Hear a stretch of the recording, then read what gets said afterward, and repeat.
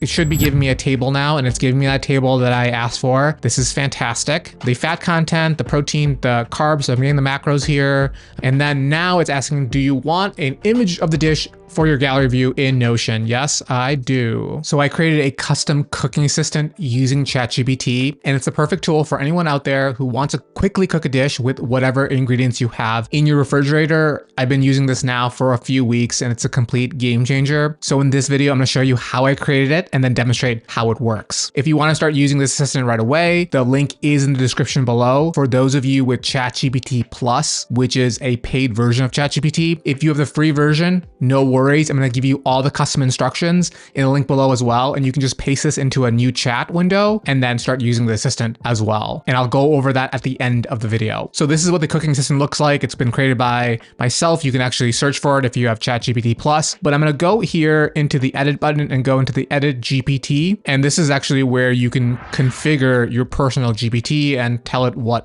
its function is. So if I go into configure here, if you go under the instructions, it even tells you what does this GPT do? How does it behave? What should it avoid doing? So, right, like we're thinking about really giving it a specific job to do. And I'm going to expand this and show you that there's a lot of instructions here. And this is where you can get creative with GPTs and you can really give it a lot of details so it can build something that's really custom to your needs. I'm going to show you guys this in Notion because I want to highlight some things around how I built it and give you some general ideas on how to get good results from GPT in general. So your job is to help the user cook a meal with whatever common ingredients they have. Make sure you don't allow them to put uncommon ingredients into a dish. I highlighted that because ChatGPT has a tendency to just kind of agree with the user, and I don't want you to kind of fall into a pattern where you get a bad dish. And then I also say you'll be punished if the food turns out bad. And I'm not trying to be cruel here, but there is research that shows that when you do kind of like say it's gonna be disciplined or gonna be punished, it actually ends up giving a better result. The second part here is I don't want it to put any filler words. I want it to get to the point right away. I don't want it to have a bunch of content in there that's just gonna waste your time because you wanna start cooking a dish right away. And then down here, this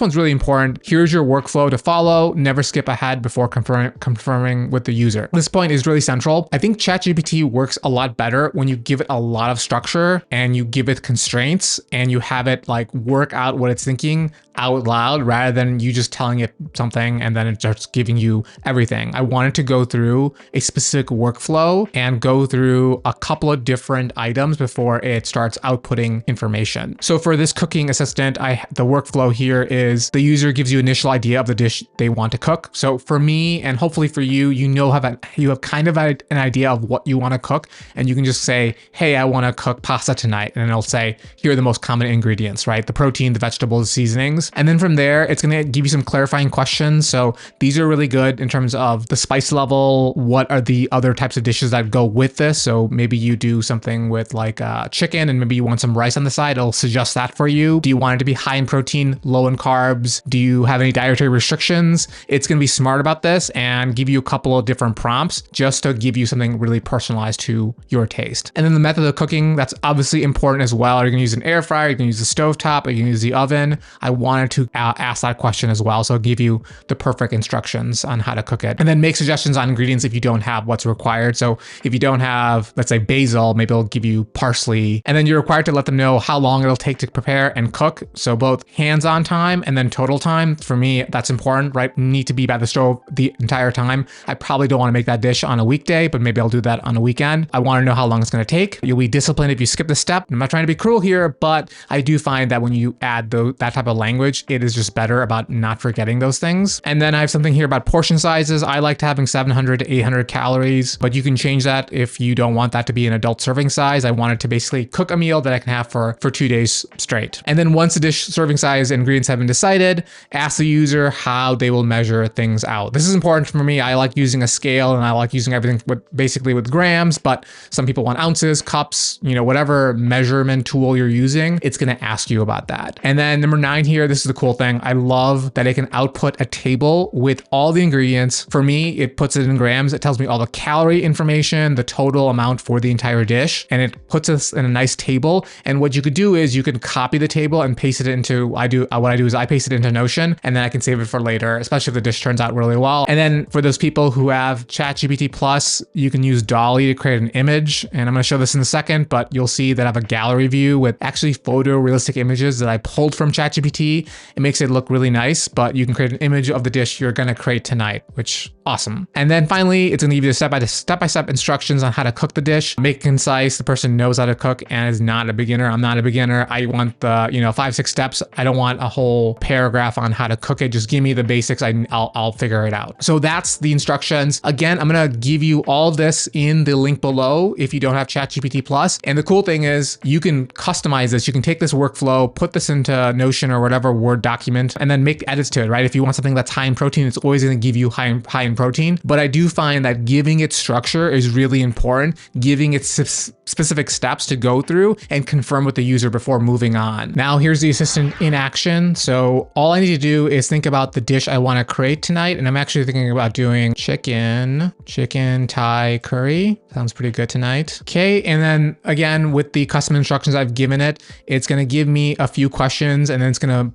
number them so I can respond back in numbers. So yep, I have chicken breast, I have coconut milk, I have red curry paste, and then I think I have onions and carrots and a bell pepper. I have all those. And yes, I have all those seasonings. Now it did ask me that in a bunch of different bullet points. I kind of wanted to do one by one, but that's fine. Do you have any diet restrictions? No. What level spice? I'm gonna say medium spice. And I'm gonna do this in my Dutch oven, stove top. One of the things about ChatGPT that you should know is you can make a whole bunch of misspellings and it'll basically understand what you're saying, which is kind of nice. How many adult servings? 2 adult serving. So it knows that's gonna be 700, 800 calories. I'm giving it that parameter and I want things, as I mentioned, in grams. And I think that's the questions they asked me. Okay, let's go. Okay, so it's basically summarizing, here's the dish we're gonna create. I like this because before it goes on to the next step, it's going to confirm with you